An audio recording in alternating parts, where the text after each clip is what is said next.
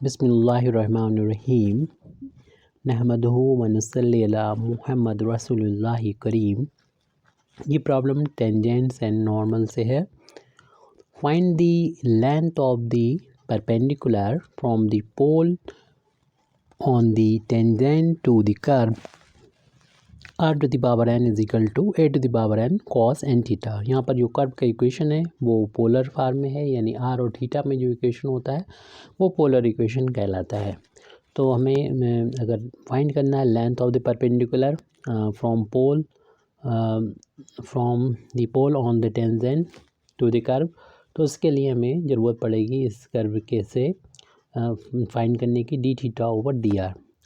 तो हम इस कर्व की इक्वेशन से इसको निकालेंगे, तो इसलिए हम सबसे पहले तो इस कर्व की इक्वेशन को लिख देंगे। The equation of given curve, the equation of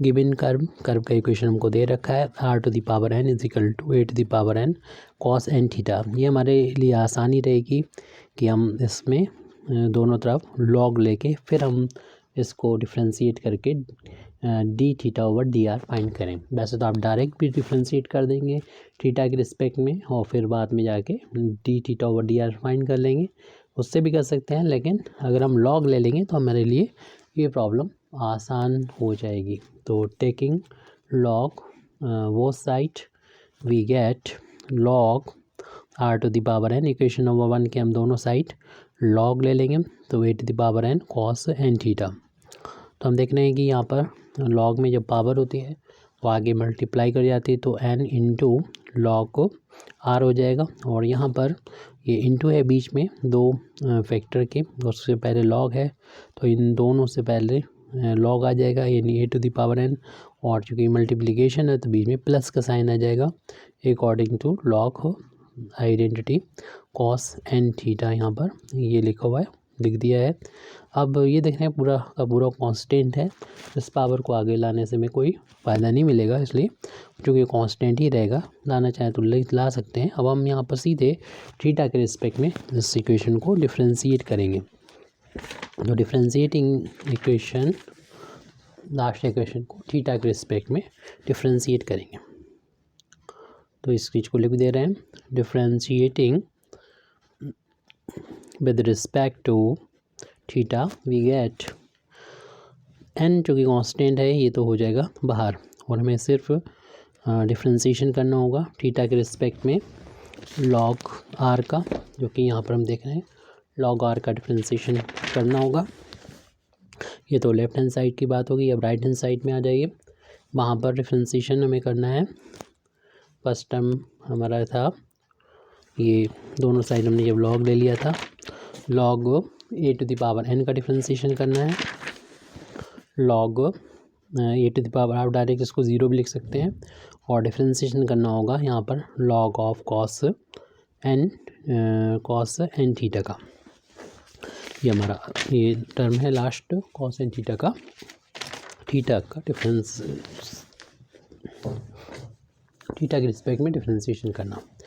अब n इंटू हम लोग जानते हैं लॉग का, तो डिफ्रेंशिएशन 1/, जो भी लिखा है वो लिख दीजिए, आ जाता है 1/, जैसे x होता है log x, तो 1/x, लेकिन x नहीं है यहाँ पर, यानी यहाँ पर थीटा के रिस्पेक्ट में कर रहे हैं तो थीटा नहीं है, तो इसका दोबारा से हमें डिफ्रेंशिएशन करना होगा थीटा के रिस्पेक्ट में। और ये कांस्टेंट है पूरा, क्योंकि इसमें थीटा नहीं आ रहा है, इसलिए इसका तो डिफ्रेंशिएशन 0 हो जाएगा। r यहाँ पर वेरिएबल है, a और n कांस्टेंट है, r और थीटा वेरिएबल है। तो अब हम यहाँ पर ऐसे ही डिफ्रेंशिएट करेंगे इसको x यानी थीटा मानते हुए, तो लॉग का होता है 1/x या जो भी है वो लिख देंगे, लेकिन चूँकि ये थीटा नहीं था तो इसलिए इसको दोबारा से हमें डिफ्रेंशिएशन करना होगा, चेन रूल का यूज़ किया। तो ये वैल्यू है n/r, n इंटू 1n हो गया, और D r over d theta, यहीं से हमें D theta over d r की वैल्यू मिल जाएगी। पहले हम इसे सॉल्व कर लेते हैं। तो 1/cos n थीटा, यहाँ पर cos का डिफ्रेंशिएशन हम लोग जानते हैं माइनस का साइन होता है, जो भी एंगल है लिख दे, लेकिन ये थीटा नहीं है, इसलिए इसको दोबारा से थीटा के रिस्पेक्ट में डिफ्रेंशिएशन करना होगा। तो ये n/r d r over d theta is equal to minus, हम यहाँ पर शुरू में लिख लेंगे, यानी माइनस को यहाँ पर शुरू में लिख दिया। ये वैल्यू जो आई है वो sine n theta upon cos n theta की है। एन कॉन्स्टेंट बाहर ले लिया, थीटा का थीटा के रिस्पेक्ट डिफ्रेंसिएशन 1 हो गया। आप यहाँ से एन कैंसिल कर सकते हैं। इस तरीके से हमें वैल्यू मिली है 1/r dr over d theta. हमें फार्मूले में चूँकि ज़रूरत पड़ेगी डी थीटा ओवर dr की, इसलिए हम इसकी वैल्यू पहले से ही निकाल के रख लेते हैं यहाँ पर। फिलहाल अभी ये नोट किया हमने जो भी था, तो इसको हम राइट में ले जाएंगे तो न्यूमरेटर का डिनोमिनेटर और डिनोमिनेटर का न्यूमरेटर हो जाएगा। तो इस तरीके से हमें वैल्यू मिल जाएगी। माइनस उधर पहुँचा दें, कॉस न्यूमरेटर में पहुँच जाएगा कॉस एन थीटा अपान में ये साइन एन थीटा, और इसमें मल्टीप्लाई रहेगा आर का। तो आर को हम यहाँ पर ऐसे ही रखें जैसे यहाँ पर था, यानी 1/r करते हुए, और D theta over d r की वैल्यू निकाल के यहाँ पर फिलहाल हमने लिखी हुई है। अब हमें चूँकि ज़रूरत होती है, इसमें फाई की ज़रूरत होती है, तो उस फार्मूले का यूज़ कर लें। तो क्यों फाई जब निकलेगा तभी हम जो हमें रिक्वायर्ड वैल्यू है यानी पी उसको निकाल पाएंगे। tan फाई की वैल्यू हमें फार्मूला याद होना चाहिए, R D theta over d are होती है। इसी D theta over d are को हमने ऊपर यहाँ पर निकाल के रखा हुआ है, तो लिख देंगे नोट, यानी ये फार्मूला होता है। तो tan phi is equal to r into, पहले तो हम d theta over d r की वैल्यू लिख देंगे यहाँ पर, minus cos n theta upon sine n theta, और इसमें 1/r है, वो इस वाले आर से ऊपर नीचे ये है तो कैंसिल हो जाएगा। माइनस शुरू में लिख दें tan फाई। अब यहाँ से हम फाई की वैल्यू को फाइंड करना चाहेंगे। कॉस अपान साइन की वैल्यू कॉट होती है, तो इसे कॉट में बदल दिया, और अगर हम फाई की वैल्यू निकालना चाहें तो इसको भी 10 में बदल दें। और 10 में बदलने का ये है कि हमें यूज़ करना पड़ेगा इस लाइन को, यानी π/2 वाली लाइन को यूज़ करना पड़ेगा। तो π/2 कर दिया। आपको मालूम है कि ये 10 जो होता है वो फर्स्ट वाले में तो प्लस होते सभी, और 10 जो है वो इस थर्ड वाले में प्लस होता है। इसका मतलब हमें सेकंड में पहुंचाना होगा। सेकंड पहुंचाने के लिए π/2 में ऐड करना होगा जो भी एंगल हमारा यहाँ पर है एन थीटा, तो हम सेकंड में पहुँच जाएंगे। इसलिए ये वैल्यू इसकी जब आती है, यानी tan 90 प्लस थीटा, हम लोग जानते हैं माइनस कॉट थीटा होता है, तो माइनस कॉट थीटा की जगह पर हमने इस वैल्यू को लिख दिया है इस फार्मूले का यूज़ करते हुए। ये फार्मूला है और यहाँ पर यूज़ किया है। वैल्यू tan फाई के इक्वल चल रही है, और इस तरीके से 10 से 10 हटा देंगे तो फाई की वैल्यू हो जाएगी π/2 प्लस का एन थीटा। ये हमारी वैल्यू यहाँ पर आ गई। अब हमने फाई की वैल्यू इसलिए निकाली है क्योंकि हमसे पूछा गया है length of the perpendicular from the pole on the tangent to the curve, यानी कर्व हमारा कैसे भी हो, ये हम अगर पोल मान लें और ये इनिशियल लाइन मान लें थीटा बराबर 0, और हमारा कर्व माना कि ये है, और इस पॉइंट पर माना कि ये हमने टेंजेंट ड्रॉ किया गया है, तो पोल ओरिजिन के करस्पॉन्डिंग पोल होता है, तो वहाँ से इस टेंजेंट पर, कर्व की टेंजेंट पर जो परपेंडिकुलर होता है जिसे हम लोग पी से डिनोट करते हैं, तो इसका हमसे पूछा गया है, इसकी लेंथ पूछी गई कितने के बराबर होगी।